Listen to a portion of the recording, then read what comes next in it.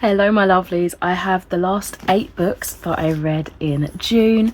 Let's whiz through those. The first book I've already got a review for, and that is Service Model by Adrian Chbosky. So I was just chucked my watch across the room, so I will leave that here, but absolutely adored this one. Definitely check out the review if you're interested in more about what this is about and my thoughts. Next up, I listened to an audiobook on my library app, and this was The Final Hours of Muriel Hinchcliffe, MBE by Claire Parkin, which I gave a 4 out of 5 stars. It is a darkly comic novel of toxic friendships, lost love, and a deep seething resentment. This was a great study of really unlikable characters that you just wanted to know why they stuck to each other's hip for the whole thing, when clearly they weren't strong friends to begin with. We also had a really fabulous and dramatic portrayal of a murder mystery. I love the unreliable narration, and I found everything to be super twisty and turny. Next up, I read this one physically, but it was also from the library, so it's since gone back. This is Where Are You From? No, Where Are You Really From by Audrey Osler.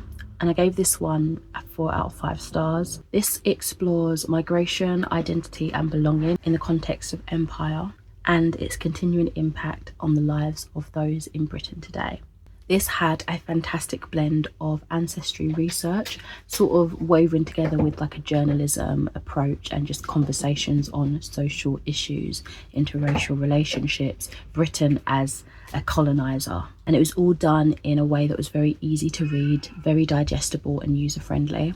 Absolutely fascinated by all that Osler was able to uncover about her ancestry and her family, and although we have very different backgrounds in terms of our heritage, I felt like it bridged the gap in knowledge a little bit from my background and just broadened my perspective a little bit more as well. In that, I borrowed a manga from the library, and this is The Way of the House Husband by Kosuke Uno, and I gave this one a 3 out of 5 stars. We are following a former Yakuza legend who leaves it all behind for the life of a house husband. This did take quite a few chapters for me to fully enjoy the humour, and I was kind of hoping for a more obvious linear progressing storyline, but once I got into it, I did enjoy it. There was, past that threshold around halfway, a good few parts that made me laugh out loud, but overall, I mean, I don't know, I'd probably go ahead and just watch the anime rather than reading the manga for this one.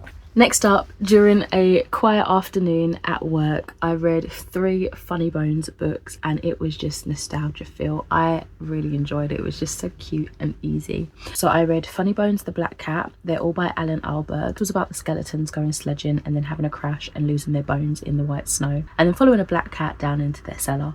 And this was a 3 out of 5 stars. They were all 3 out of 5 stars for me, except for the second book that I'll talk about, which was a 3.5 stars. Again, very quick to read, nostalgic, perfect for little creepy kids in the making.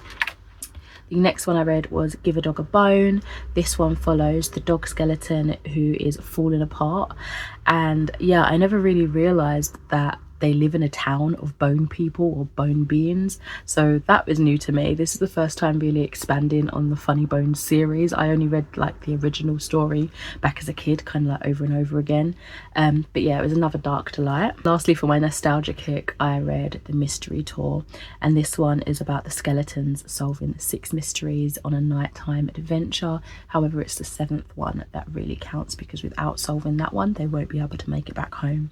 This one was super cute. Again, much the same feelings as the other stories that I read, and it was a quick, hour and a bit, maybe on and off, doing bits and bobs here and there. The very last book that I read in June was The God of the Woods by Liz Moore. I do have a full review for this pending. I haven't yet filmed it at the time of filming this video, but I really enjoyed it, and I want to discuss my thoughts a little bit deeper than I can in a wrap up. But yeah, I had this through NetGalley, and it took me a while to get through, but it was worth it. I really enjoyed it, but again, I'll save my full thoughts for that video. Anyway, with that, I have finished this reading diary, so I've got a stack of ones to go through that I can choose out of next, which I'm very excited for. Here's me for this video. Thank you so much for watching. Don't forget to let me know what you was reading in June, maybe a book that stood out the most to you that you'd recommend. But for now, thank you again for watching, and I shall catch you in another video soon. Bye.